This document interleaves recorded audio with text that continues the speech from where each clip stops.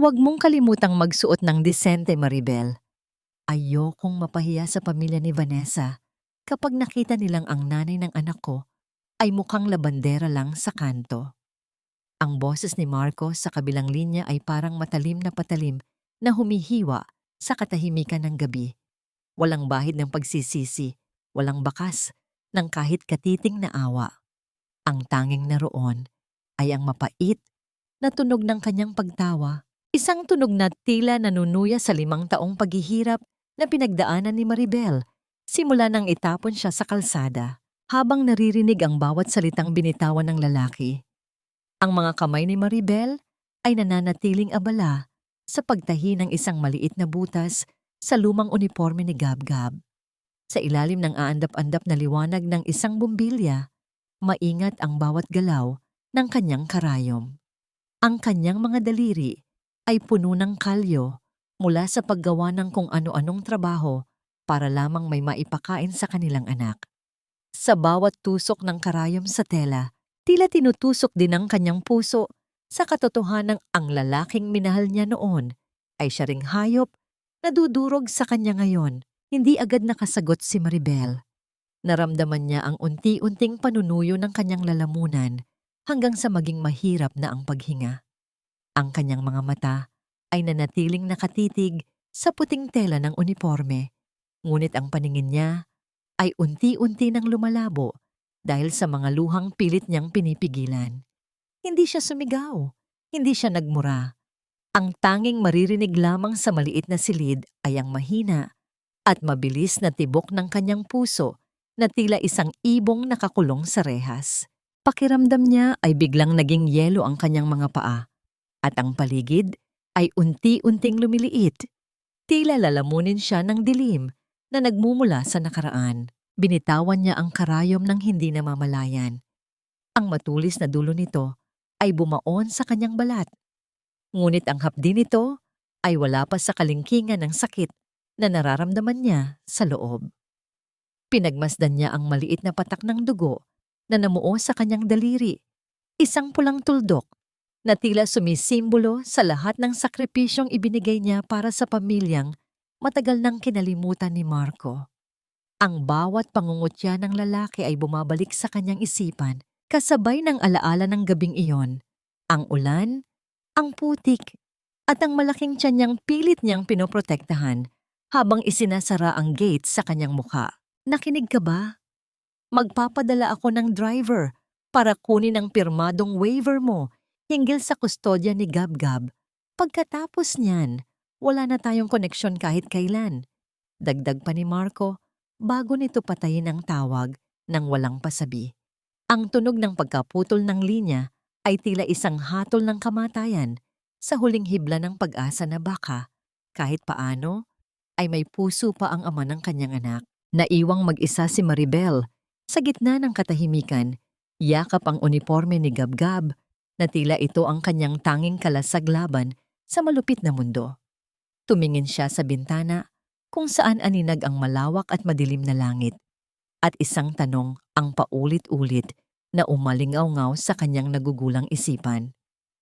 Hanggang kailan nga ba dapat magtiis ang isang pusong wala namang ibang ginawa kundi magmahal? At kailan ba darating ang umagang hindi na kailangang magbayad ng luha para sa kasalanang hindi naman niya ginawa? Sa bawat pagmulat ng mata ni Maribel sa umaga, ang unang hinahanap niya ay hindi ang sariling lakas, kundi ang mahimbing na paghinga ng kanyang anak na si Gab-Gab. Ang maliit na dampang tinitirhan nila sa dulo ng riles ay tila isang luma at pagod na kahon. Ngunit sa loob nito ay iniingatan niya ang tanging kayamanan na hindi kailanman mananakaw ni Marco.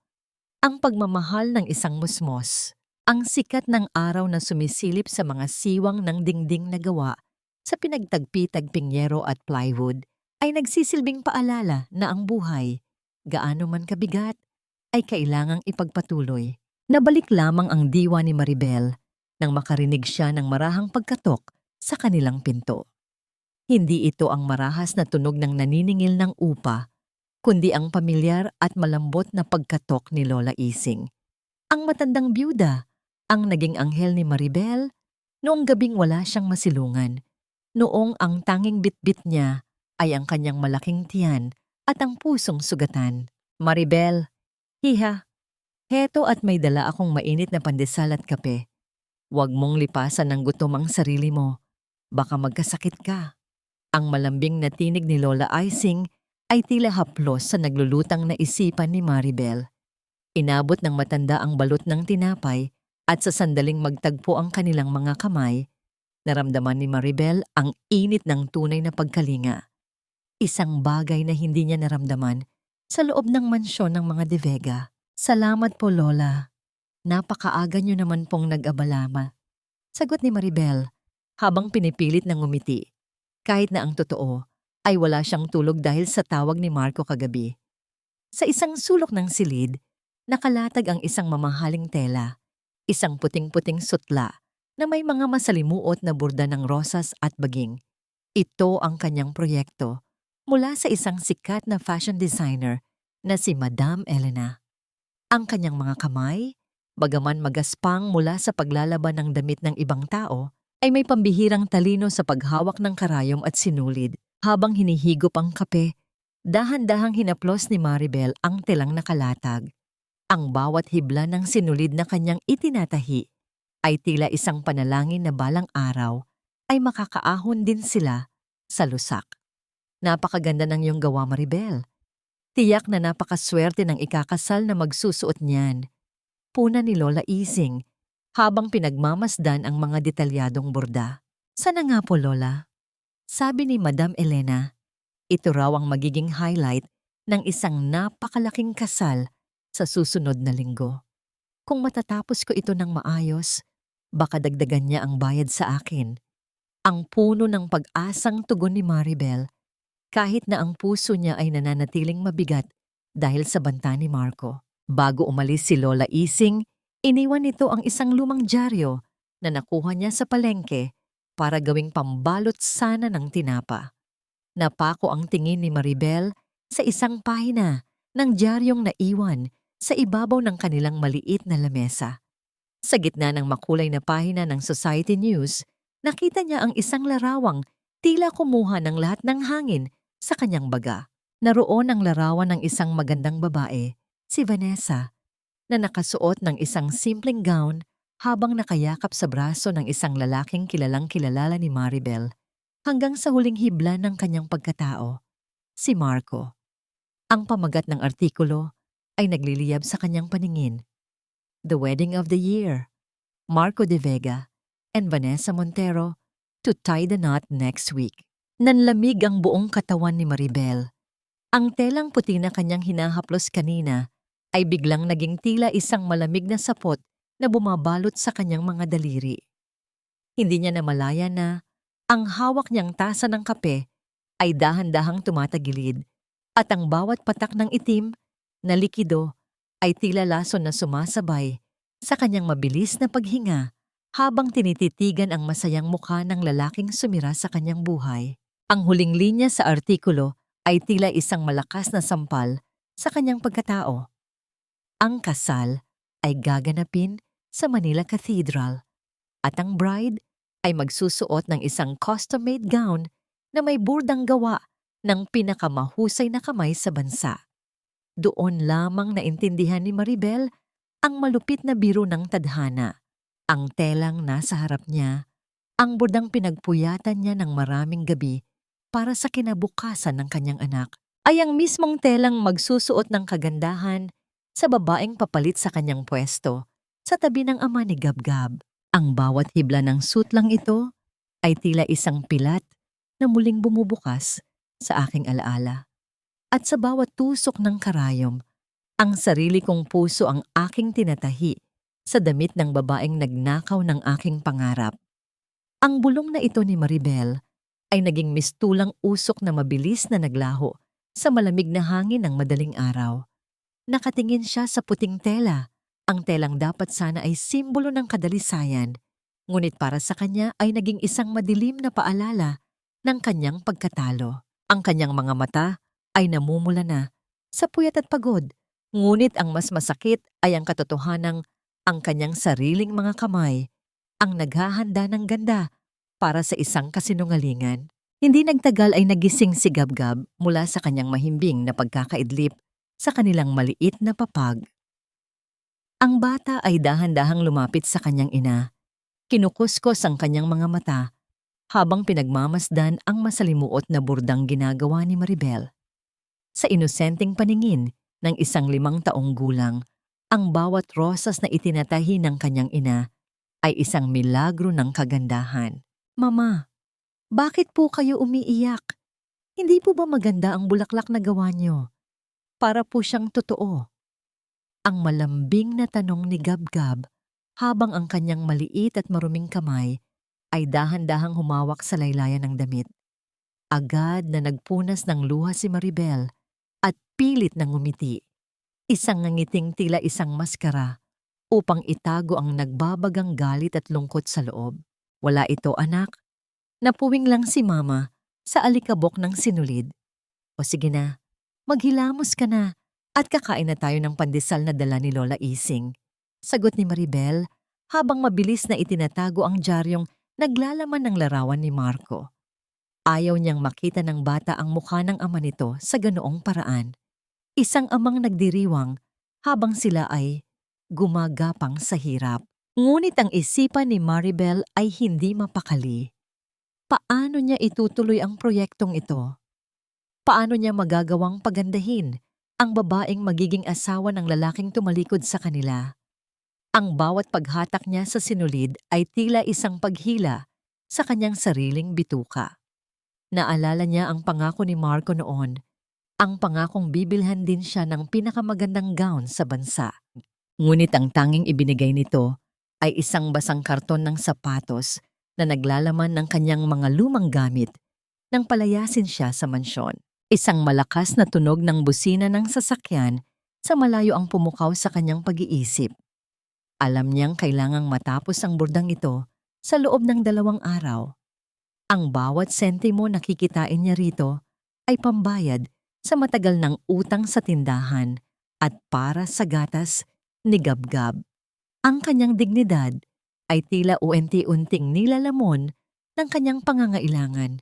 Ang paghihirap ay walang pinipiling oras at ang gutom ay walang pakialam sa sugat ng damdamin. Sa gitna ng kanyang pagtatrabaho, biglang tumunog ang kanyang lumang cellphone. Isang text message mula kay Madam Elena ang bumungad sa kanya. Maribel, kailangan na ang gown sa makalawa para sa huling fitting ni Miss Vanessa. Pinapunta ko ang aking assistant para kunin ang tela, ngunit may bago akong instruction. Gusto ng bride na lagyan ng hidden initials nila ni Marco ang loob ng corset gamit ang gold thread. Siguraduhin mong hindi ito makikita sa labas. Nabitawan ni Maribel ang kanyang hawak na embroidery hoop. Ang gintong sinulid na hinihingi ni Madam Elena ay tila naging isang tanikala na sumasakal sa kanyang leeg. Ang paglagay ng kanilang mga pangalan sa loob ng damit ay tila isang sumpa na kailangan niyang isakatuparan. Ang bawat titik na kanyang bubuuin ay magsisilbing selyo ng kanyang sariling paghihirap.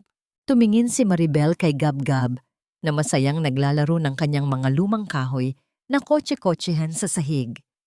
Ang bata ay walang kamalay-malay sa mabibigat na alalahaning pasan ng kanyang ina. Habang hawak ang karayom at tela, ramdam ni Maribel ang bigat ng bawat desisyong kailangan niyang gawin. Hindi madali ang landas na kanyang pinili at bawat oras ng pagtatrabaho ay may kasamang pagod, pangamba at mga tanongi na siya lamang ang nakaalam. Unti-unting nabuo sa kanyang isip ang isang matatag na pasya. Gagawin niya ang trabaho, hindi dahil sa utos ni Madam Elena at hindi rin para kay Marco. Gagawin niya ito para kay Gabgab, para sa kinabukasang nais niyang maibigay sa kanyang anak.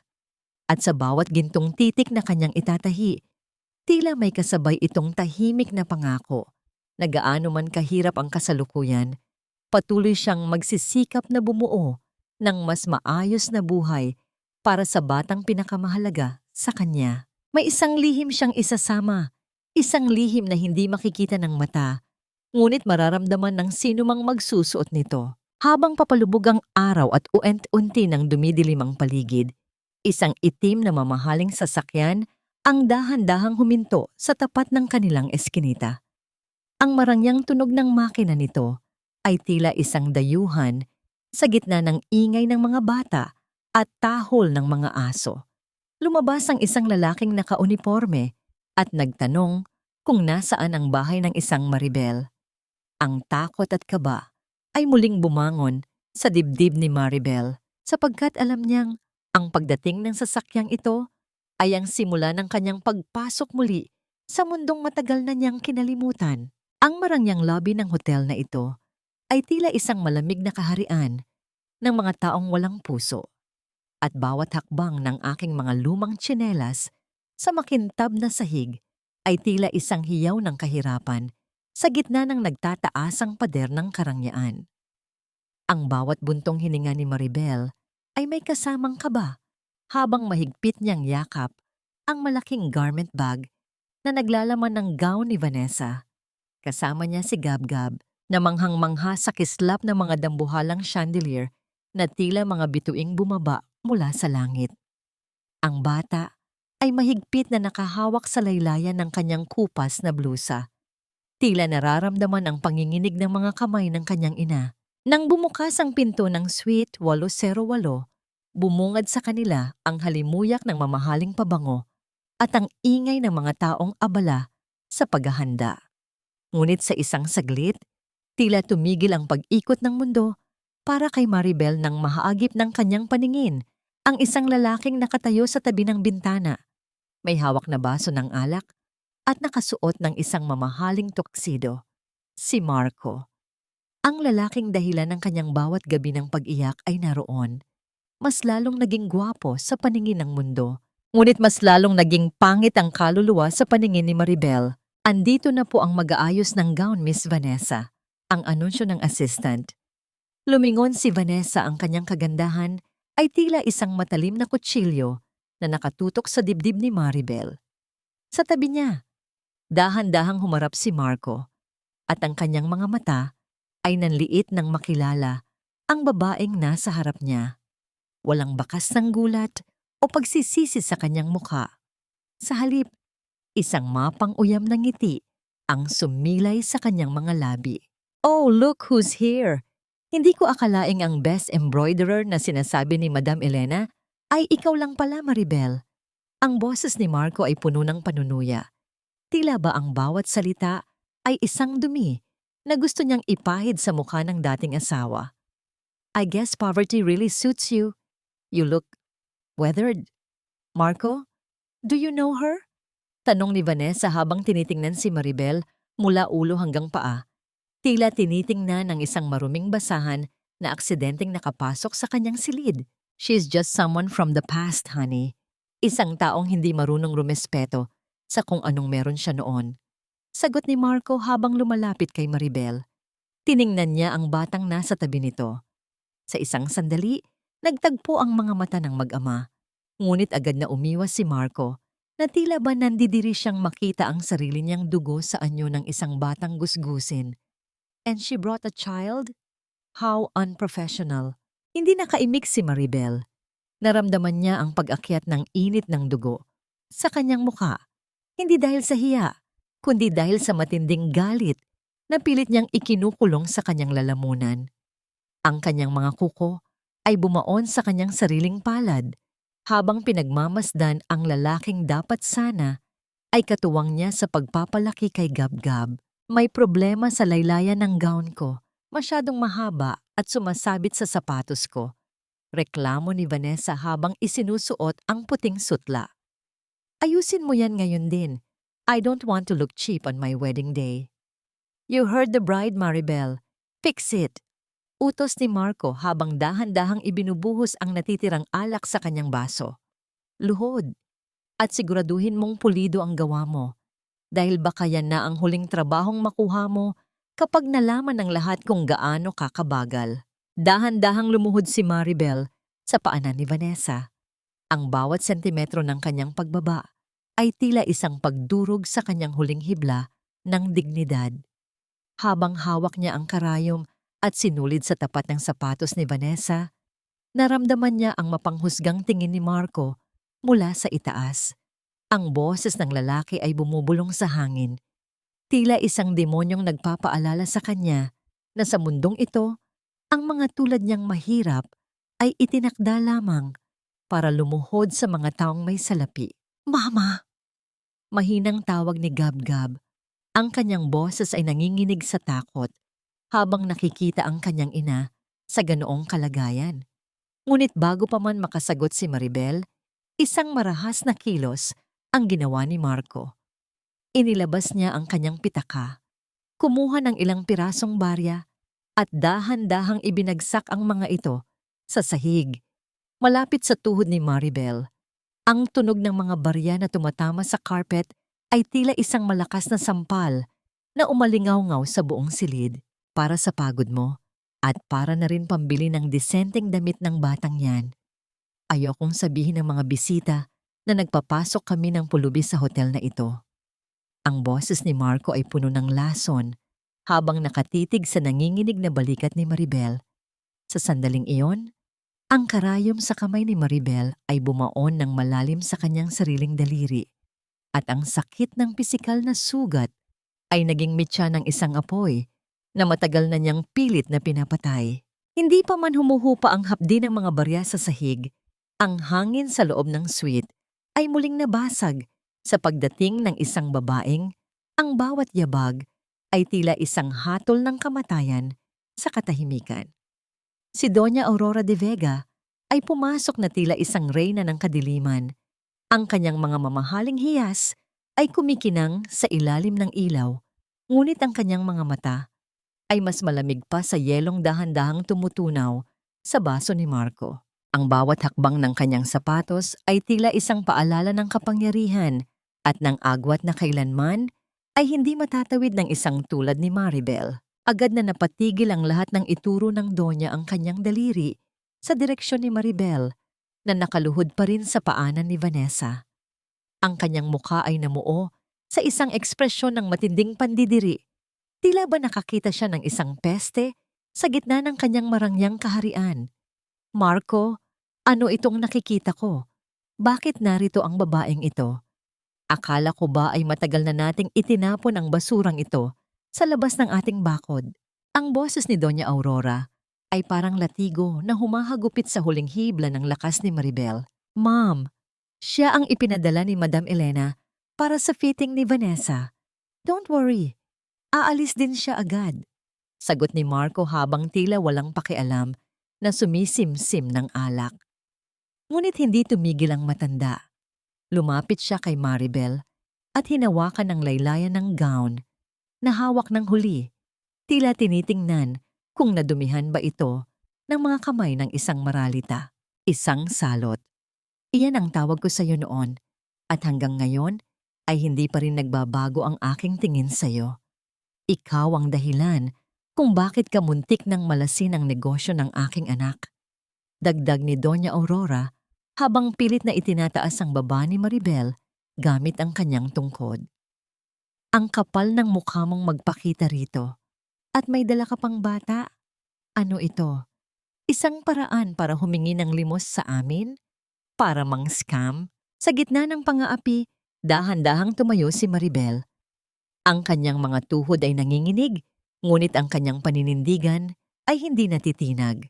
Pinunasan niya ang kanyang mga mata at tiningnan ng diretso ang matanda.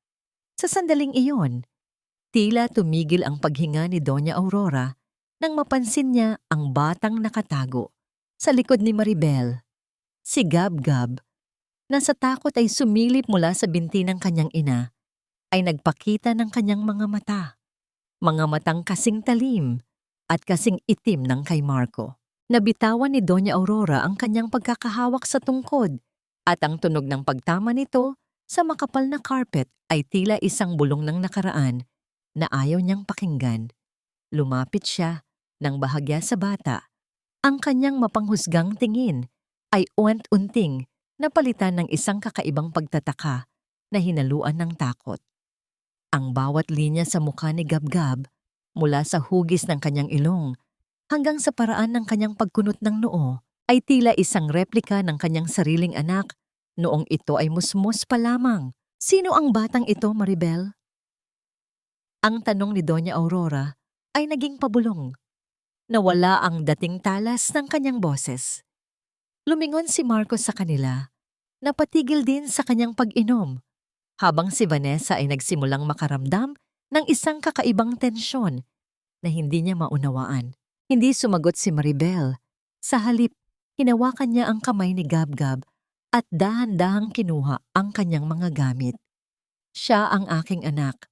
Ang batang sinabi ninyong hindi dapat isilang dahil isang pagkakamali lamang ang lahat. Ngayong nakita na ninyo siya, sana ay maging malinaw sa inyo na wala kaming kailangan mula sa inyo, kahit isang sentimo ng inyong maruming salapi. Ngunit bago pa man makahakbang palabas si Maribel, kinuha ni Doña Aurora ang kanyang mamahaling bag at naglabas ng isang bundle ng pera. Nang walang pasabi, muli niyang itinapon ang mga ito sa tapat ni Maribel. Ngunit sa pagkakataong ito, ang pera ay hindi para sa serbisyo, kundi para sa pananahimik. Ito, kunin mo ito at lumayas na kayo. Huwag na huwag ko nang makikita ang batang iyan sa harap namin. Ang kanyang mga mata ay isang sumpa na ayaw kong makita kailanman sa loob ng pamilyang ito. Ang cliffhanger ay naiwan sa hangin habang si Doña Aurora ay tila naninigas sa kanyang kinatatayuan. Tinititigan ang papalayong anino ng mag-ina. Ang kanyang puso ay nagsisimulang kabahan, hindi dahil sa awa, kundi dahil sa isang katotohanang alam niyang hinding-hindi niya matatatakasan. Isang katotohanang nakaukit sa mga mata ng batang kanyang itinakwil. Ang bawat lihim na ibinaon sa limot ay parang isang sugat na natatakpan lamang ng mamahaling tela. Ngunit sa ilalim ng kislap at ganda, naroon ang bulok na katotohanang unti-unting nangangamoy at humihingi ng katarungan. Sa gitna ng dilim sa maliit na silid sa likod ng suite, kung saan pinilit si Maribel na tapusin ang gintong burda, ang bawat hila niya sa sinulid ay tila isang piping saksi sa kawalang hiyaan ng mga taong nakapaligid sa kanya. Ang katahimikan ng gabi ay nabasag lamang ng mahinang yabag ng mga paa sa labas.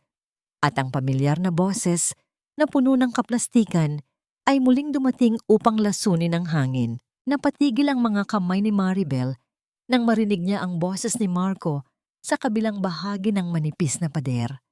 Ang boses nito ay wala ng bahid ng tamis na ginagamit niya kay Vanessa. Sa halip, ito ay naging magaspang, puno ng takot at desperasyon. Sinasabi ko sa iyo, kaunting tiis na lang.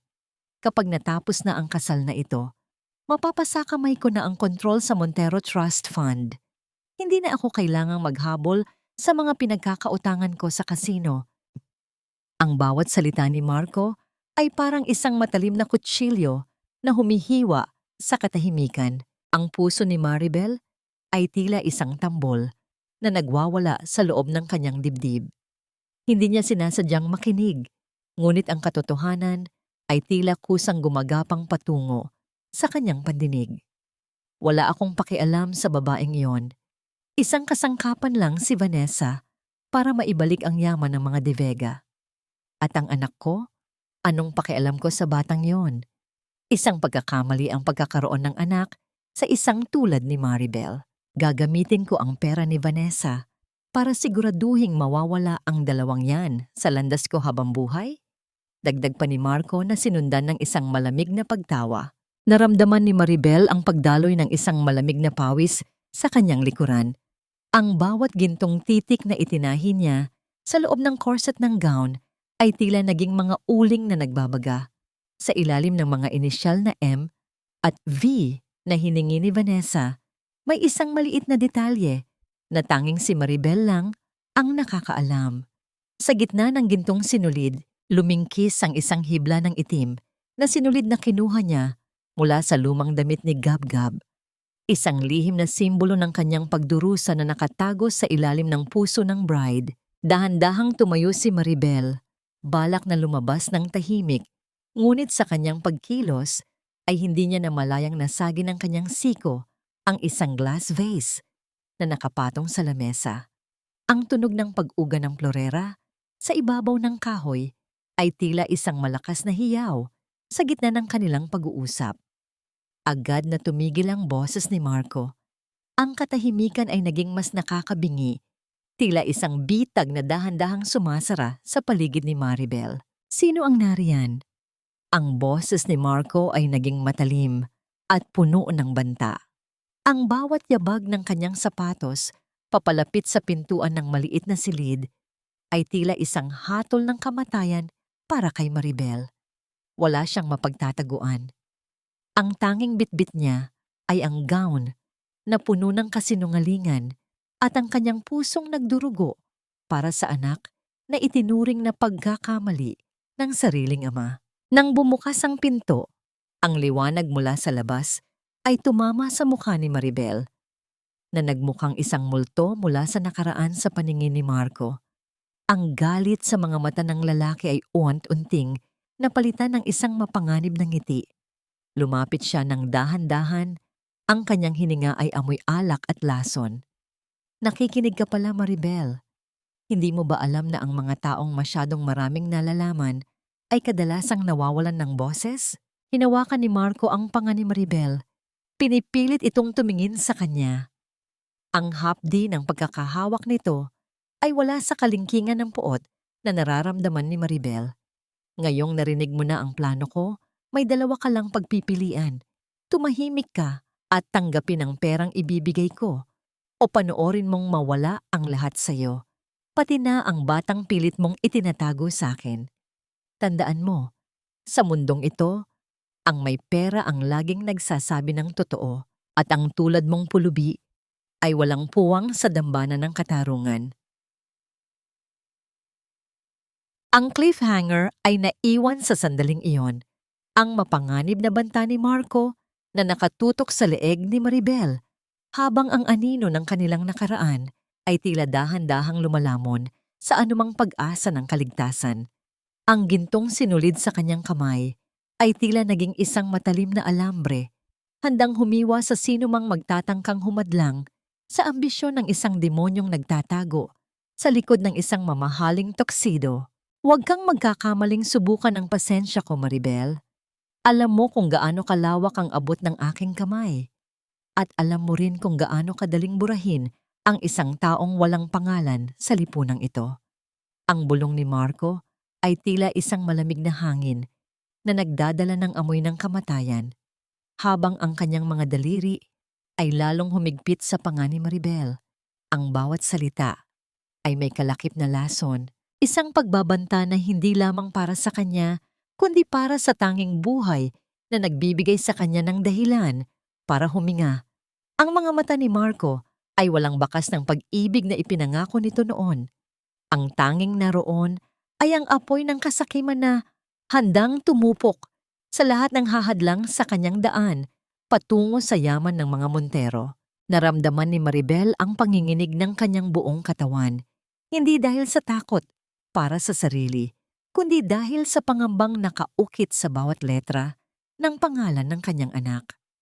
Ang kanyang puso ay tila isang ibong pilit na kumakawala sa rehas ng kanyang dibdib, habang ang kanyang isipan ay naglalakbay sa labas ng silid, doon sa sulok kung saan iniwan niya si Gabgab na naglalaro sa ilalim ng lamesa. Ang bawat segundo ng katahimikan ni Marco ay tila isang oras ng pagdurusa, isang pagpili sa pagitan ng kanyang dangal at ng kaligtasan ng kanyang anak. Ano, Maribel? Biglang nawala ang tapang mo? Nasaan na ang mga matatayog mong salita tungkol sa katotohanan? Muling panunuyan ni Marco habang dahan-dahang binibitawan ang panga ni Maribel, ngunit ang kanyang tingin ay nananatiling nakatusok na parang mga balaraw. Isipin mo ang anak mo. Isipin mo kung anong kinabukasan ang naghihintay sa kanya sa piling ng isang inang nakakulong o isang inang bigla na lang naglaho. Pirmahan mo ang waiver ng kustodya sa araw ng kasal at ibibigay ko sa iyo ang perang sapat na para makapagsimula kayo sa malayo. doon sa lugar na hinding-hindi ko na maririnig ang pangalan ninyo. Hindi agad nakasagot si Maribel. Ang bawat patak ng kanyang luha na dahan-dahang dumadaloy sa kanyang pisngi ay tila mga kristal na sumasalamin sa kanyang pagkabasag.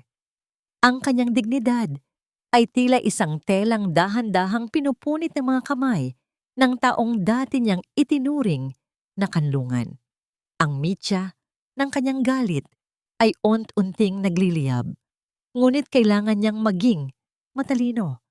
Sa mundong pinatatakbo ng salapi at kapangyarihan, ang isang mahirap na tulad niya ay kailangang maging mas mabilis pa sa agos ng kasinungalingan.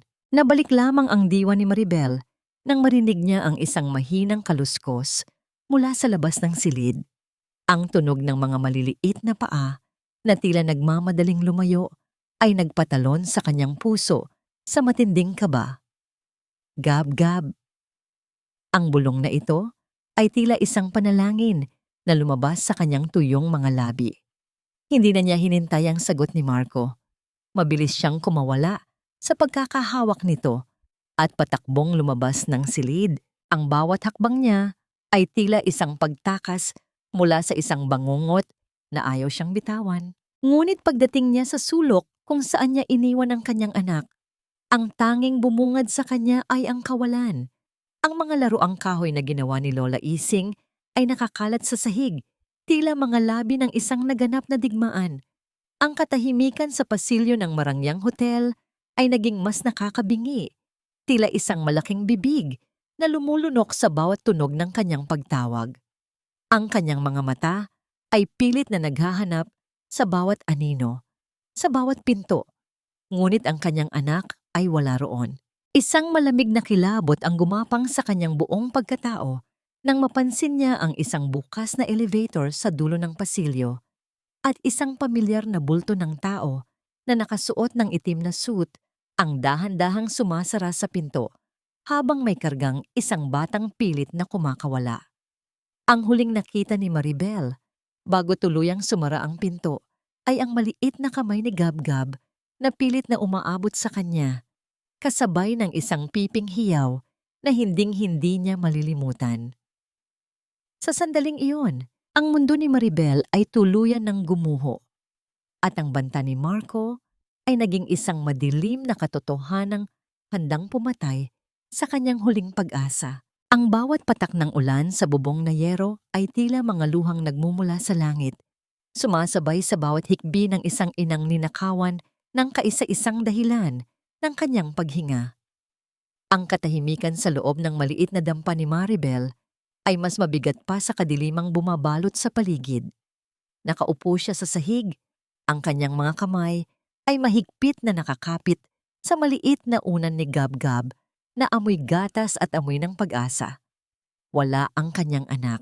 Ang bawat sulok ng silid na dati ay puno ng tawag at laro ng bata ay naging isang malawak na disyerto ng kalungkutan.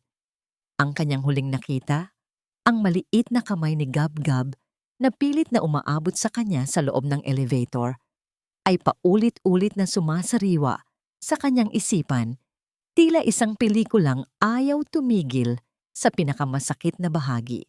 Nabalik lamang ang diwa ni Maribel nang marinig niya ang marahang pagbukas ng pinto. Pumasok si Lola Ising. Bitbit ang isang mangkok ng mainit na sabaw at ang kanyang mukhang puno ng pag-aalala. Hindi kailangan ng matanda ang maraming salita. Sapat na ang makita ang wasak na hitsura ni Maribel para malaman kung gaano kalalim ang sugat sa puso nito. Umupo ang matanda sa tabi ni Maribel at dahan-dahang hinaplos ang likod nito, isang pagpapadama ng init na tila isang kumot sa gitna ng nagyayalong gabi. Umiyak ka lang, Hija. Ilabas mo ang lahat ng sakit. Ngunit tandaan mo, pagkatapos ng bagyong ito, kailangang mahanap mo ang lakas para tumayo. Hindi ka pwedeng sumuko dahil ikaw lang ang inaasahan ni Gab-Gab. Ang boses ni Lola Ising ay mahinahon ngunit puno ng otoridad. Tila isang anchor sa gitna ng nagngangalit na dagat. Lola, kinuha nila siya. Kinuha ni Marco ang anak ko para patahimikin ako. Wala akong kapangyarihan, wala akong pera. Paano ko siya mababawi? Ang boses ni Maribel ay nanginginig. Halos pabulong na dahil sa matinding pagod at panghihina. Gagawin ko ang lahat. Kahit pirmahan ko pa ang lahat ng dokumentong gusto niya, ibalik lang nila ang anak ko. Hindi pera o kapangyarihan ang kailangan mo, Maribel. Ang kailangan mo ay ang katotohanan. Sagot ni Lola Ising habang inaabot ang isang lumang kahon ng biskwit na nakatago sa ilalim ng papag. Sa loob nito ay nakalagay ang isang maliit na bagay na tila kinalimutan na ng panahon, isang gintong locket na hugis puso. Nakita ko ito sa gamit ni Gab-Gab bago kayo umalis patungong hotel.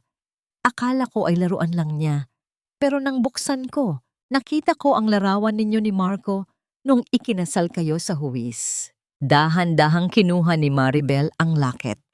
Sa loob nito, nakita niya ang kanyang batang bersyon.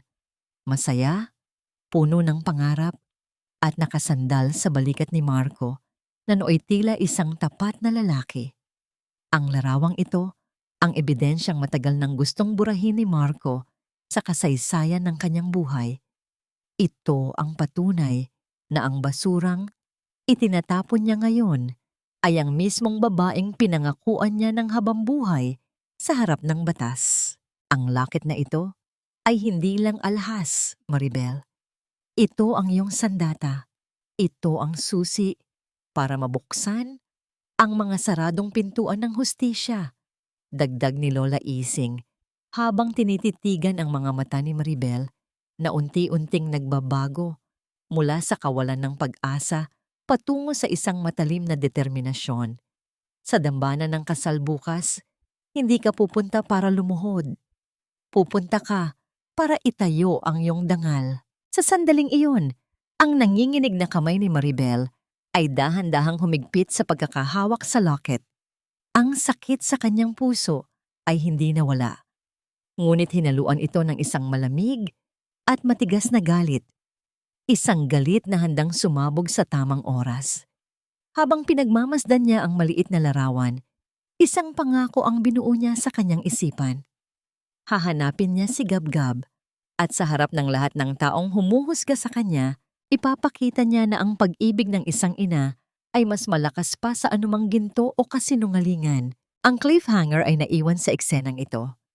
Si Maribel, na nakatayo sa gitna ng kanyang madilim na silid, ang locket na nakasabit sa kanyang leeg ay tila isang anting-anting ng katarungan.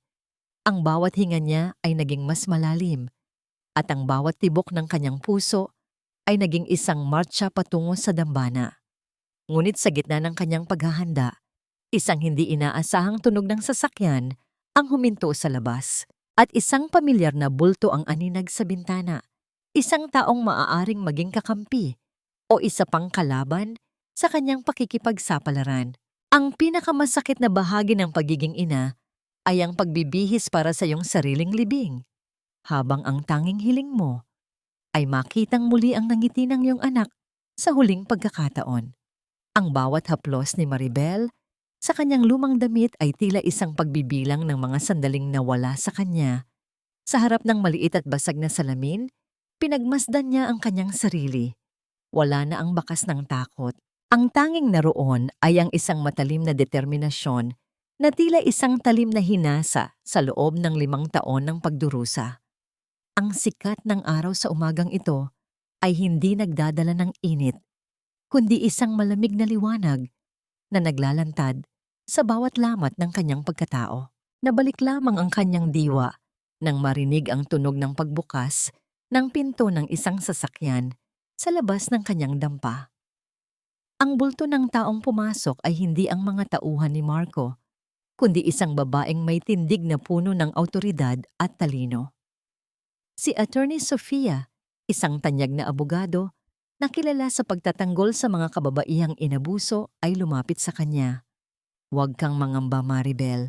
Hindi ka nag-iisa sa labang ito. Ang bawat dokumentong hawak natin ay sapat na para yanigin ang mundong binuo ni Marco sa ibabaw ng iyong mga luha.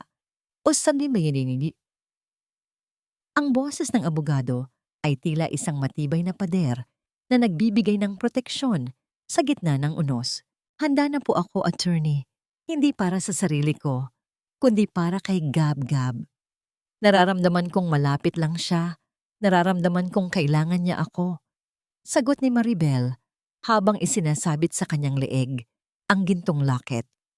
Ang metal nito ay malamig sa kanyang balat. Ngunit sa loob ng kanyang dibdib, may isang apoy na nagsisimulang tumupok sa lahat ng kanyang pag-aalinlangan. Dinala niya ang garment bag na naglalaman ng gown ni Vanessa, ang kanyang Trojan horse, na magsisilbing susi para makapasok sa loob ng Manila Cathedral. Habang tinatahak nila ang daan patungo sa Intramuros, ang bawat tanawin sa labas ng bintana ay tila isang blur ng mga kulay. Ang kanyang isipan ay nakatuon lamang sa isang bagay, ang kanyang anak. Ang kaba sa kanyang dibdib ay tila isang dambuhalang alon na pilit na sumasampa sa pampang, ngunit bawat paghinga niya ay isang paalala na ang katarungan ay hindi ibinibigay, ito ay kinukuha. Ang Manila Cathedral ay uunti-unti nang natatanaw. Ang mga kampana nito ay nagsisimula ng tumugtog. Isang tunog na para sa marami ay selebrasyon, ngunit para kay Maribel ay isang hudyat ng nalalapit na pagtutuos. Pagdating sa tapat ng simbahan, bumungad ang mga mamahaling sasakyan, mga taong nakasuot ng barong at gown, at ang halimuyak ng mga sariwang bulaklak na tila nagtatakip sa amoy ng pagkabulok ng moralidad sa loob. Ang mga gardya ay mahigpit na nagbabantay, tinitingnan ang bawat imbitasyon. Nang makita nila ang suot ni Maribel, isang simpleng puting blusa at maong na pantalon, ay agad siyang hinarang ng isang lalaking may malaking katawan at madilim na tingin. Bawal ang mga pulubi rito. Sa kabilang kanto ang pilahan ng limos. Ang boses ng gwardya ay puno ng pangungutya. Tila ba ang presensya ni Maribel ay isang mantsa sa kanilang perpektong kaganapan. Ngunit bago pa man makasagot si Maribel, itinaas niya ang garment bag na may tatak ng sikat na designer na si Madam Elena. Dala ko ang gown ng bride. May huling detalye siyang gustong ipagawa bago siya maglakad sa altar. Gusto niyo bang kayo ang managot kapag hindi naging perpekto ang kasal na ito? Ang boses ni Maribel ay matatag, walang bakas ng panginginig. Ang gwardya ay nag-atubili, tiningnan ang bag at tiningnan ang determinasyon sa mga mata ni Maribel. Sa huli, dahan-dahan itong tumabi upang paraanin siya. Sa bawat hakbang ni Maribel, papasok sa loob ng katedral, ang lamig ng aircon at ang amoy ng insenso ay tila sumasakal sa kanya. Ang musika ng organ ay nagsisimula nang bumalot sa buong gusali. Ngunit sa kalagitnaan ng kanyang paglalakad patungo sa sacristy, isang pamilyar na boses ang narinig niya mula sa isang silid na bahagyang nakabukas. Isang iyak ng isang bata, mahihina, puno ng pagod at tumatawag ng mama. Ang puso ni Maribel ay tila tumigil sa pagtibok. Ang bawat hibla ng kanyang pagkatao ay humihigop sa tunog na yon. Hindi na siya nag-isip. Dahan-dahan siyang lumapit sa pinto. Ang kanyang kamay ay nanginginig habang hawak ang hawakan ng pinto. Ngunit bago pa man niya ito mabuksan, isang mabigat na kamay ang pumatong sa kanyang balikat at ang amoy ng mamahaling tabako ay muling sumurot sa kanyang ilong. Sabi ko na nga ba, hindi mo kayang lumayo. Pero huli ka na, Maribel. Ang dula-dulaan mo ay magtatapos dito. Ang bulong ni Marco ay tila isang hatol ng kamatayan na umalingaw-ngaw sa kanyang pandinig. Kung sino man ang may alam na dahilan upang hindi matuloy ang kasal na ito, magsalita ngayon o manahimik na habang buhay. Ang boses ng pari ay umalingaw-ngaw sa bawat sulok ng Manila Cathedral, tila isang huling hudyat ng tadhana na naghihintay ng kasagutan. Sa gitna ng katahimikan, ang kaba sa dibdib ni Maribel ay tila isang nagngangalit na bagyo na hindi na kayang ikulong ng kanyang mga tadyang. Ang bawat tibok ng kanyang puso ay isang pagsisigaw ng katarungan sa gitna ng isang banal na seremonyang binuo sa ibabaw ng mga kasinungalingan. Nakatayo siya sa madilim na bahagi ng katedral. Ang kanyang mga mata ay nakapako sa likod ni Marco, na tila isang santo sa kanyang puting barong, ngunit sa paningin ni Maribel ay isang demonyong may suot na maskara. Nabalik lamang ang diwa ng lahat nang biglang bumukas ang isang maliit na pinto sa gilid ng altar. Ang tunog ng pagtama ng kahoy sa pader ay naging simula ng isang kaguluhan na hinding-hindi malilimutan ng mga naroon. Isang maliit na bata ang patakbong lumabas, ang kanyang mga mata ay puno ng luha, at ang kanyang boses ay isang matalim na hiyaw na bumasag sa kislap ng mga chandelier. Papa! Papa! Huwag niyo po akong iwan! Papa! Ang sigaw ni Gabgab ay tila isang balaraw na tumama sa gitna ng seremonya. Ang bata ay mabilis na tumakbo patungo sa gitna ng altar. Ang kanyang maliliit na kamay ay pilit na umaabot sa laylayan ng barong ni Marco. Ang bawat panauhin ay napasinghap. Ang bulungan ay tila isang kumpas ng mga bubuyog na dahan-dahang lumalakas. Si Vanessa ay nanigas sa kanyang kinatatayuan. Ang kanyang mukha ay naging kasing puti ng kanyang gown habang nakatitig sa batang nakakapit sa kanyang magiging asawa. Tiningnan ni Marco ang bata, ngunit sa halip na awa, ang tanging makikita sa kanyang mga mata ay ang isang nakakamatay na puot. Sa harap ng lahat, sa harap ng Diyos at ng mga tao, marahas niyang iwinaksi ang kamay ni Gabgab. Ang malakas na pagtulak niya ay nagresulta sa pagbagsak ng bata sa matigas na sahig ng simbahan. Bata, hindi mo ako tatay. Sino ba ang nagturo sa'yo na tawagin akong ama? Alis! Alisin niyo ang pulubing ito rito! Ang boses ni Marco ay puno ng lason, walang bahid ng kahit anong pagkilala sa sariling dugo. Naramdaman ni Maribel ang isang matinding pagsabog sa kanyang kalooban. Ang bawat hibla ng kanyang pagtitimpi ay tuluyan ng naputol nang makita ang kanyang anak na nakasubsob sa sahig, umiiyak at nagmamakaawa. Hindi na niya inisip ang banta ni Marco. Mabilis siyang humakbang patungo sa gitna ng simbahan.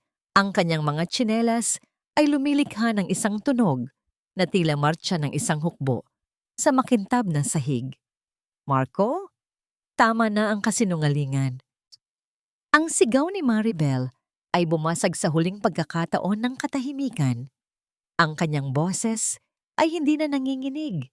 Ito ay naging isang matatag na hatol na nagpatigil sa lahat ng pagkilos sa loob ng katedral. Lumapit siya kay Gabgab at dahan-dahan itong binuhat, habang ang kanyang mga mata ay nakapako kay Marco na tila isang hukom na nagbabasa ng sentensya.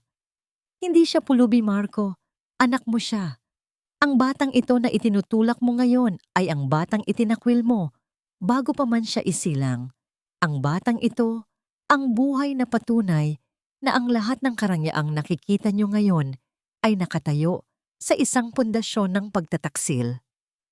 Inilabas ni Maribel ang gintong locket at itinaas ito upang makita ng lahat, habang ang kanyang kabilang kamay ay itinuro ang laylayan ng damit ni Vanessa.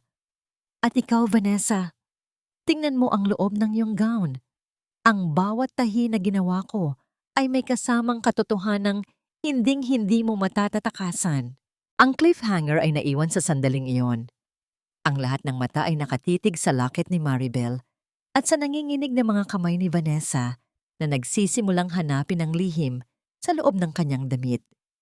Si Marco ay nanlilisik ang mga mata, tila isang hayop na nakulong sa sulok, habang ang anino ng katedral ay tila dahan-dahang bumabagsak sa kanyang balikat. Hanggang kailan nga ba kayang itago ng isang tao ang dilim sa ilalim ng puting sutla, at ano ang gagawin ni Vanessa kapag nalaman niyang ang kanyang pinapangarap na kasal ay isa lamang pala siyang gawa sa buhangin na kasalukuyan ng ginigiba ng isang simpleng ina? Huwag kayong maniwala sa baliw na yan. Sinisiraan lang niya ako dahil hindi ko siya binigyan ng pera. Isang oportunista ang babaeng iyan na gustong sirain ang pamilya natin. Ang bawat salita ni Marco ay tila isang maruming putik na pilit niyang ipinapahid sa malinis na hangin ng simbahan. Ang kanyang boses, na dati ay puno ng tamis at pangako, ay naging isang matalim na hiyaw ng isang hayop na nasusukol. Sa harap ng altar, kung saan dapat ay nagaganap ang isang banal na pag-iisang dibdib, ang bawat panunuya ni Marco ay tila isang sampal sa harap ng mga santo at ng mga taong tahimik na nakasaksi sa kanyang kalupitan. Nabalik lamang ang diwa ni Vanessa nang maramdaman niya ang kakaibang kiliti sa loob ng kanyang damit, malapit sa kanyang puso. Dahan-dahan niyang kinapa ang tela at sa gitna ng marangyang sutla, nahanap niya ang isang tahi na hindi kabilang sa ganda ng gown, isang itim na sinulid na sadyang itinago sa ilalim ng gintong inisyal ang kanyang hinila. Kasabay ng pagkalas ng sinulid ay ang pagkahulog ng isang maliit at lumang papel na selyado ng plastik. Isang kopya ng marriage certificate mula sa isang civil wedding 5 taon na ang nakalilipas. Ang bawat letra ng pangalan ni Marco de Vega at Maribel Santos ay nagniningning sa ilalim ng ilaw ng katedral, tila isang sumpa na ngayon lang nabigyan ng liwanag. Naramdaman ni Maribel ang panghihina ng kanyang mga tuhod, ngunit ang bigat ni Gab-Gab sa kanyang mga bisig ang nagsilbing angkla upang manatili siyang nakatayo. Ang kanyang mga mata ay nanatiling nakatitig kay Marco, hindi na bilang isang inang nasasaktan, kundi bilang isang saksi ng katotohanan. Ang papel na yan, Vanessa, ay hindi lang dokumento. Iyan ang patunay na ang lalaking pakakasalan mo ay isang lalaking may asawa na. Isang lalaking itinakwil ang sariling anak para sa yaman mo. Ang itim na sinulid na hinila mo ay ang pait ng bawat gabing ginugol ko sa pagtatrabaho para sa damit na yan, habang siya ay nagpapakasaya sa piling mo gamit ang mga kasinungalingan. Ang boses ni Maribel ay naging isang malamig na agos ng tubig na dahan-dahang lumulunod sa ambisyon ni Marco. Isang malakas na tunog ng pagkapunit ng tela ang bumasag sa katahimikan. Hindi ang gown ni Vanessa ang napunit, kundi ang maskara ng pagkatao ni Marco.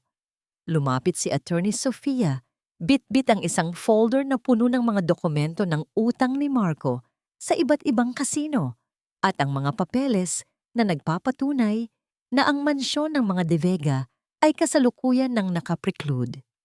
Ang bawat pahina na inilalabas ng abogado ay tila isang bala na tumatama sa dibdib ng reputasyon ng pamilya De Vega. Ang mga bulungan ng mga panauhin ay naging isang malakas na hiyaw ng paghatol. Marco, totoo ba ito? Totoo ba ang lahat ng ito? Ang boses ni Vanessa ay nanginginig, hindi dahil sa lungkot, kundi dahil sa matinding puot. Tiningnan niya ang bata sa sahig, pagkatapos ay ang wedding ring sa kanyang daliri. Sa isang mabilis na kilos, hinubad niya ang singsing at inihagis ito sa mukha ni Marco. Ang tunog ng ginto na tumatama sa pisngi ng lalaki bago ito gumulong sa sahig ay tila isang huling hudyat ng pagtatapos. You are not a groom, Marco. You are a criminal. At ikaw, Doña Aurora, ang bawat hiyas na suot mo ngayon ay amoy ng luha ng isang inang inapi ninyo. Ang cliffhanger ay naiwan sa sandaling iyon, habang si Vanessa ay tumatalikod upang lisanin ang altar. Si Doña Aurora ay biglang sumigaw sa galit at pilit na inagaw ang locket sa leeg ni Maribel. Sa gitna ng pag-aagawan, isang malakas na tunog ng pagkabasag ng isang dambuhalang paso ng bulaklak ang narinig sa gilid. At si Marco ay mabilis na humakbang patungo kay Maribel na may hawak na isang matulis na piraso ng kristal. Ang bawat hininga sa loob ng simbahan ay tila tumigil. Maililigtas ba ni Maribel ang kanyang sarili at ang kanyang anak sa huling pagwawala ng isang demonyong wala nang natitira, kundi ang kanyang galit o ang dambana ng katarungan ay mababahira ng dugo sa harap ng lahat? Hayop ka, Maribel. Sinira mo ang buhay ko. Wala na akong natira dahil sa'yo. Ang boses ni Marco ay hindi na tunog ng isang tao. Ito ay naging isang hilahil na hiyaw ng isang sugatang hayop na wala ng takasan.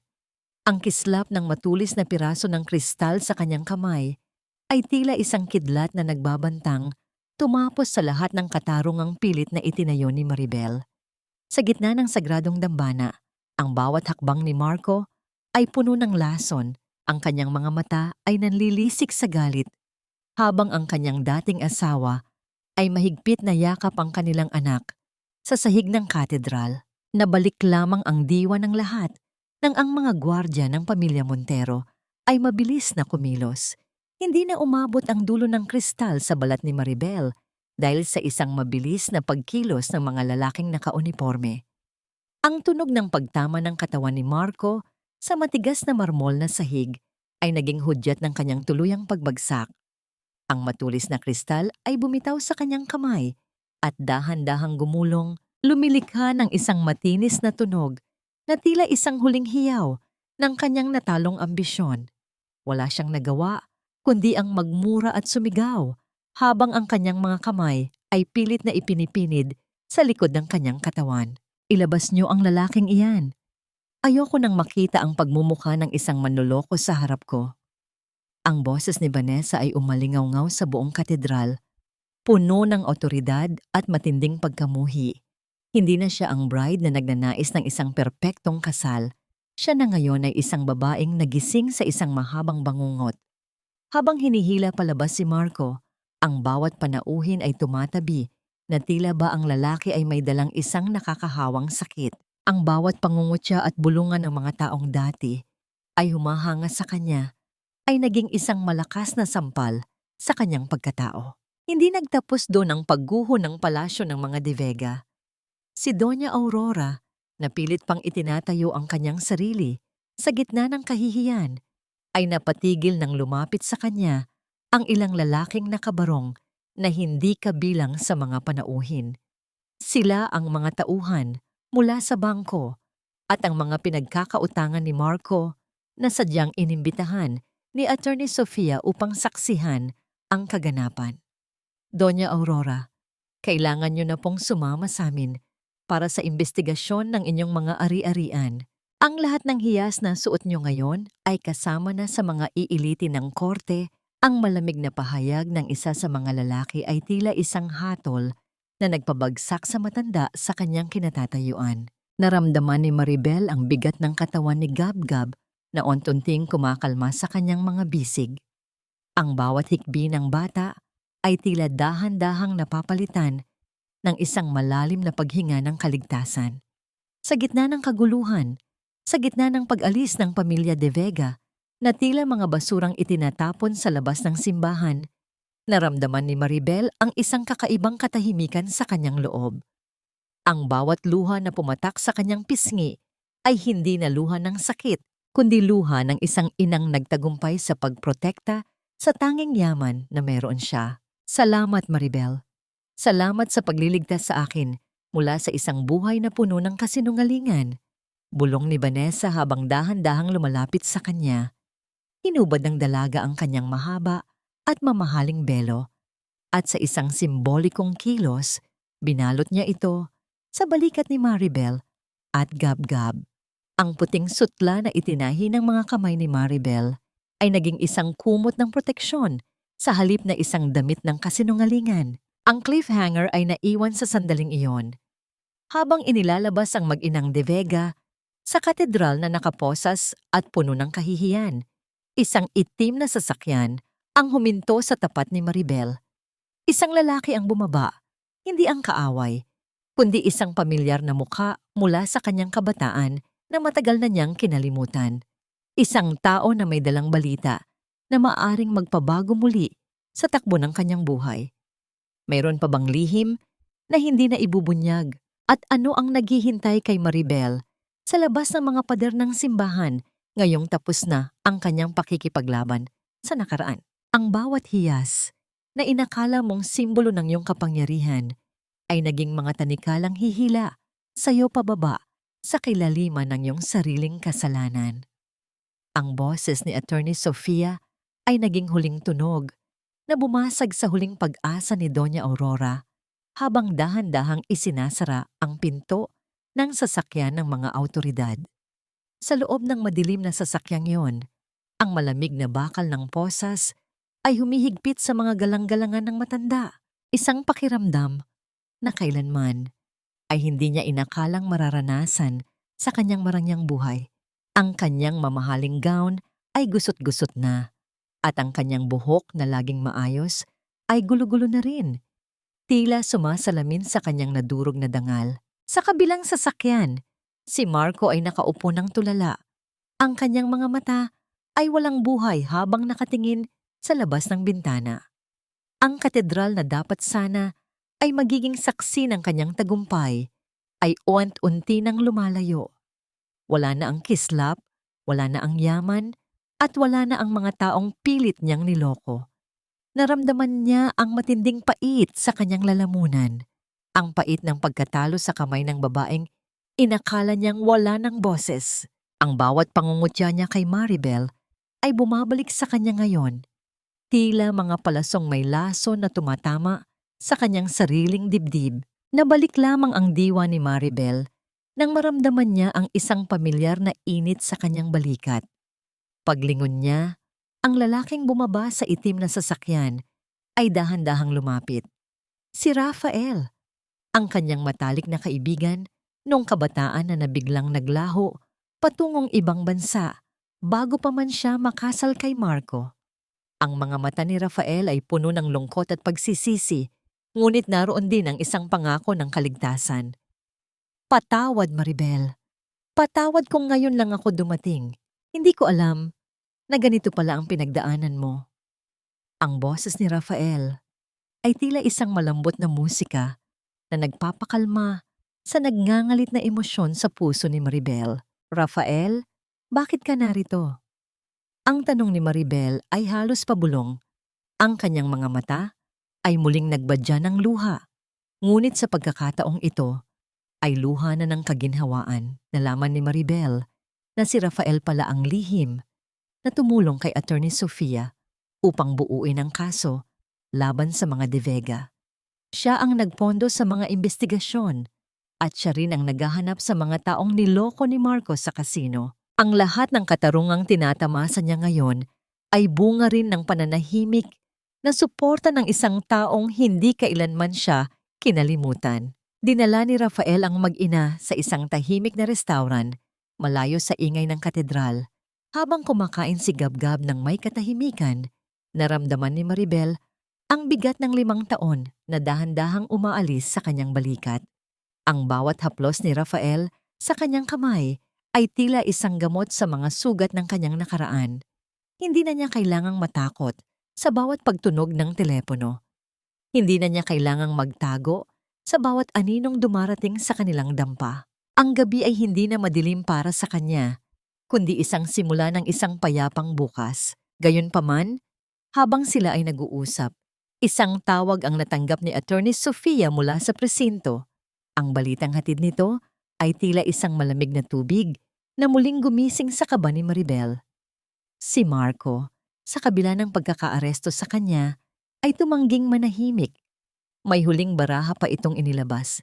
Isang dokumentong nagsasabing si Gabgab ay kailangang sumailalim sa isang DNA test dahil sa isang lihim na alam daw ni Marco tungkol sa tunay na pagkatao ng bata.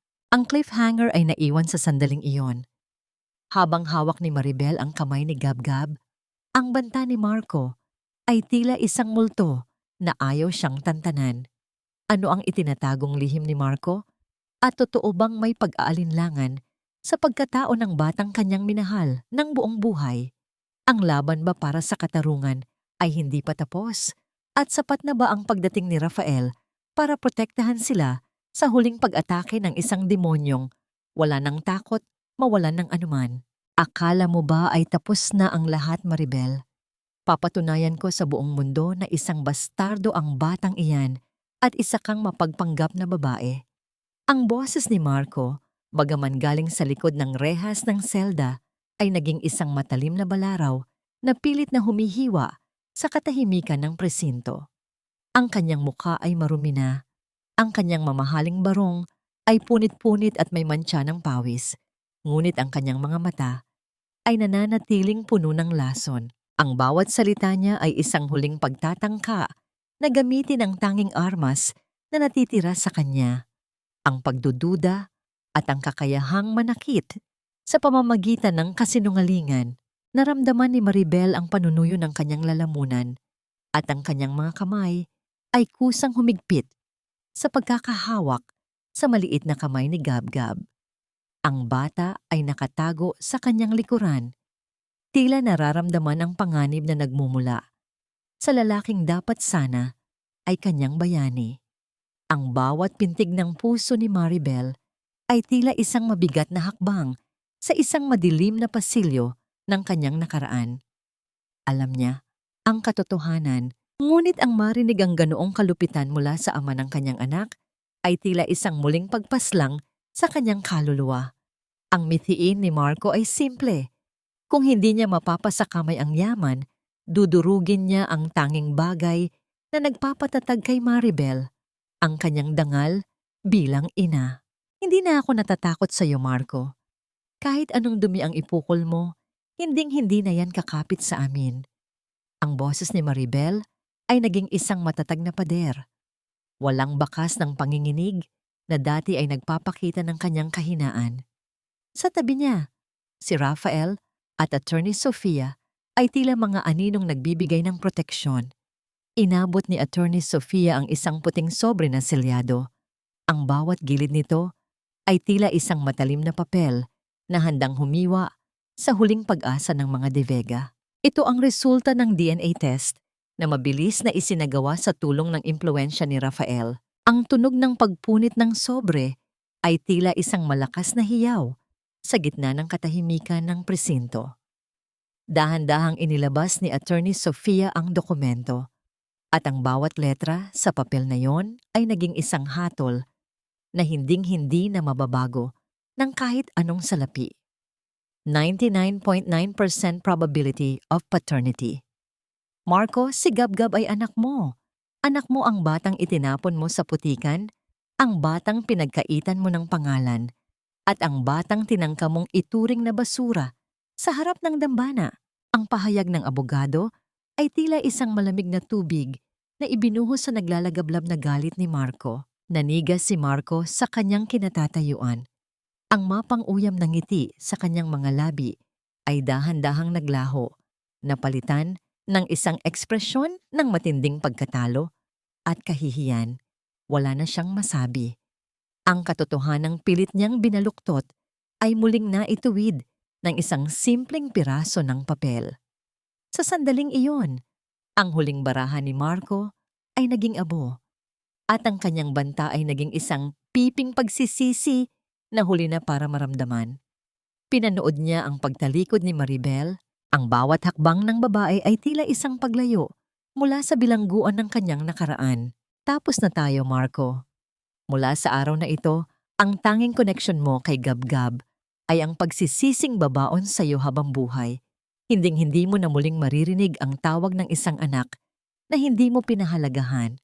Ang huling habilin ni Maribel ay naging isang mahinahong paalam na mas masakit pa sa anumang mura. Lumabas sila ng presinto at ang liwanag ng papalubog na araw ay dahan-dahang bumalot sa kanila. Tila isang mainit na yakap ng kalayaan. Ang cliffhanger ay naiwan sa sandaling iyon. Habang sila ay naglalakad patungo sa sasakyan ni Rafael, lumingon si Maribel sa huling pagkakataon at nakita ang isang pamilyar na bulto sa kabilang panig ng kalsada, si Doña Aurora, na kasalukuyan ng isinasakay sa isang luma at kalawanging sasakyan ng pulisya, malayo sa karangyang kanyang kinagisnan. Ngunit bago sila tuluyang makaalis, isang mensahe ang natanggap ni Rafael sa kanyang telepono. Isang balita mula sa hospital tungkol sa kalusugan ni Gab-Gab na matagal nang inilihim ni Maribel. Ano ang itinatagong karamdaman ng bata? At sapat ba ang bagong buhay na ito para labanan ang huling hamon ng tadhana? Sa bawat mahinang pintig ng puso ni Gab-Gab, tila may isang bahagi ng aking kaluluwa na dahan-dahang namamatay sa takot. Ngunit sa pagkakataong ito, hindi na ako mag-isang nagbabantay sa dilim. Ang boses ni Maribel ay naging isang pabulong na panalangin habang nakatitig siya sa kanyang anak na mahimbing na natutulog sa loob ng puting silid ng ospital. Ang amoy ng gamot at ang malamig na hangin ng aircon ay tila isang paalala na ang buhay ay isang marupok na sinulid na pwedeng maputol sa anumang sandali. Ang lihim na matagal na niyang iniingatan, ang congenital heart disease ni Gab-Gab na naging dahilan Kung bakit siya nagpakapagod sa pagtatahi ng gown ni Vanessa, ay wala na sa kanyang mga balikat. Ngayon, ang bigat na yon ay dahan-dahang binubuhat ng isang kamay na hindi niya inasahang muling mahahawakan. Naramdaman ni Maribel ang marahang pagdampi ng kamay ni Rafael sa kanyang likuran, isang haplos na tila nagbibigay ng init sa kanyang giniginaw na pagkatao. Huwag ka nang mag-alala, Maribel. Ang operasyon ni Gabgab ay gagawin ng pinakamagaling na doktor. Hindi ko hahayaang mawala ang batang naging dahilan ng iyong bawat sakripisyo. Ang boses ni Rafael ay tila isang malalim at matatag na tunog ng isang kampana na nagbibigay ng katiyakan sa gitna ng kawalan. Hindi ito ang boses ng panunuya ni Marco. Ito ay ang boses ng isang taong handang maging sandigan sa oras ng matinding pangangailangan. Habang nagaganap ang katahimikan sa loob ng ospital, ang balita tungkol sa pagbagsak ng mga De Vega ay naging laman ng bawat pahayagan at usap-usapan sa bawat kanto. Si Marco ay nahatulan ng pagkakakulong dahil sa estafa at falsification of documents, habang si Doña Aurora ay tuluyan ng nawalan ng kontrol sa kanilang mga ari-arian. Ang bawat hiyas na dati ay ipinagmamalaki ng matanda ay naging mga ala-ala na lamang ng isang nakaraang puno ng kasakiman. Ang kanilang palasyo ay naging isang malamig na bilangguan at ang kanilang pangalan na dati ay kinatatakutan ay naging simbolo na lamang ng kahihiyan. Ang hustisya, bagaman mabagal, ay dumarating sa paraang hindi inaasahan. Tila isang agos ng ilog na dahan-dahang nililinis ang bawat dumi sa pampang. Dahan-dahang iminulat ni Gabgab ang kanyang mga mata at ang unang nakita niya ay ang nakangiting mukha ng kanyang ina at ang presensya ni Rafael sa tabi nito. Ang bata ay dahan-dahang humawak sa kamay ni Maribel. Ang kanyang hawak ay mahina pa, ngunit puno ng buhay. Mama, hindi na po ba ako magkakasakit? Makakapaglaro na po ba ako sa parke na kasama kayo? Ang tanong ni Gabgab ay tila isang himig ng pag-asa na nagpatulo sa mga luha ni Maribel. Sa pagkakataong ito, ang kanyang mga luha ay hindi na mula sa pait, kundi mula sa isang kaligayahang boboa sa kanyang dibdib. Tumayo si Maribel at lumapit sa bintana. Tinititigan ang pagsikat ng bagong umaga sa labas. Ang bawat sinag ng araw ay tila isang bagong pahina ng kanyang buhay na handa na niyang sulatan. Wala na ang takot sa bukas, wala na ang banta ng nakaraan. Ang gintong laket na dati ay tila isang pabigat sa kanyang leeg, ay dahan-dahang tinanggal ni Maribel at inilapag sa lamesa. Hindi na niya kailangan ng mga lumang alaala para patunayan ang kanyang halaga. Ang kanyang dangal ay hindi nanggagaling sa apelido ng mga De Vega, kundi sa katatagan ng kanyang sariling puso. Ang cliffhanger ay naiwan sa sandaling iyon.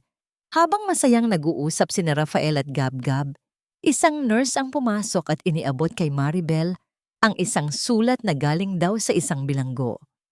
Ang sulat ay may pangalan ni Marco at ang tanging nakasulat sa labas nito ay Huling Hiling. Bubuksan ba ni Maribel ang pintuan para sa isang huling pagkakataon ng paghingi ng tawad o tuluyan na niyang isasara ang aklat ng kanyang buhay na kasama ang lalaking sumira sa kanya? Ang tunog ng tibok ng puso ni Gabgab sa monitor ay tila naging isang mabilis na martsa patungo sa isang desisyong magtatakda ng kanyang huling kapayapaan. Ang bawat haplos ng hangin sa hapon ay tila isang malambot na daliri na nagpupunas sa huling bakas ng luha sa mukha ng kasaysayan. Sa harap ng kanyang sariling patahian na may pangalang Sinulid ng Pag-asa, nakatayo si Maribel habang pinagmamasdan ang kislap ng mga makukulay na tela sa loob ng salamin. Ang bawat damit na naroon ay hindi lamang gawa sa sutla at pilus. Ang bawat tahi ay gawa sa kanyang katatagan at ang bawat burda ay simbolo ng kanyang muling pagkabuo mula sa pagkakaabo. Wala na ang amoy ng luma at madilim na dampa. Ang tanging nananatili ay ang halimuyak ng mga sariwang rosas na inilagay ni Rafael sa ibabaw ng kanyang lamesa. Hawak ni Maribel ang liham na galing kay Marco mula sa bilangguan, Ngunit nanatili itong selyado at hindi nabubuksan. Sa loob ng mahabang panahon, ang boses ni Marco ang nagdikta ng kanyang halaga. Ngunit sa hapong ito, napagtanto ni Maribel na ang katahimikan ang kanyang pinakamalakas na sagot. Dahan-dahan niyang inilapit ang dulo ng liham sa apoy ng isang kandila at pinanood ang bawat salita ng pagsisisi o pagdadahilan na maging itim na abo. Hindi niya kailangang basahin ang huling hiling ng lalaki upang malaman na ang tunay na kapatawaran ay hindi ibinibigay sa taong nagkasala, kundi sa sarili upang tuluyan ng makalaya. Pinatawad na niya ang nakaraan, hindi dahil karapat-dapat si Marco, kundi dahil karapat-dapat siya sa katahimikan. Nabalik lamang ang kanyang atensyon sa kalsada nang marinig ang masiglang tawa ni Gab-Gab. Ang bata ay tumatakbo patungo sa kanya. Ang kanyang muka ay mapula at puno ng sigla, malayo sa maputla at sakiting bata na dati ay kailangan pang kargahin sa bawat hakbang. Ang bawat takbo ni Gab-Gab ay isang himala ng medisina at ng pag-ibig ng isang inang hindi sumuko. Sa likod ng bata ay si Rafael na may dalang mga gamit sa eskwela ni Gab-Gab at may matamis na ngiti na para lamang kay Maribel. Sa bawat tingin ni Rafael, nararamdaman ni Maribel na siya ay sapat, na siya ay mahalaga, at ang pag-ibig ay hindi kailangang maging isang tanikala ng obligasyon, kundi isang malayang pagpili ng dalawang kaluluwang nagpapagaling sa isa't isa. Ang mga De Vega ay naging mga pangalan na lamang sa mga lumang dyaryo, mga tauhang nilamon ng sarili nilang kasakiman. Si Doña Aurora ay nananatiling nakakulong sa isang pasilidad kung saan ang tanging hiyas na hawak niya ay ang kanyang mga sariling daliri, habang si Marco ay natututong mabuhay sa ilalim ng anino ng kanyang mga maling desisyon. Ang katarungan ay hindi lamang ang pagpapakulong sa kaaway, kundi ang makitang ang biktima ay namumuhay ng masagana habang ang nangapi ay nananatiling nakakulong sa nakaraan. Ang dambana ng katedral ay malayo na sa paningin ni Maribel, ngunit ang aral nito ay nakaukit sa kanyang puso, na ang katotohanan, gaano man ito itago sa ilalim ng pinakamahalagang sutla, ay laging hahanap ng paraan upang lumabas at magbigay ng liwanag. Habang papalubog ang araw at unti-unting nagbabago ang kulay ng langit sa kulay ng ginto at lila, dahan-dahang isinara ni Maribel ang pinto ng kanyang shop. Hawak niya ang kamay ni Gab-Gab sa kaliwa at ang kamay ni Rafael sa kanan. Ang buhay ay tila isang malaking burda. Kung minsan ay kailangang maranasan ang tusok ng karayom upang makabuo ng isang napakagandang larawan. Napagtanto niya na ang tunay na kaligayahan ay hindi matatagpuan sa yaman o sa paghihiganti, kundi sa payapang pagtulog sa gabi habang alam mong ang iyong anak ay ligtas at ang iyong puso ay malaya na sa lahat ng gapos. Ang bawat hibla ng kanyang buhay ay maayos ng nakatali. At sa huling pagkakataon, lumingon si Maribel sa langit at nagpasalamat sa bawat unos na nagdala sa kanya sa dalampasigan ng tunay na kapayapaan.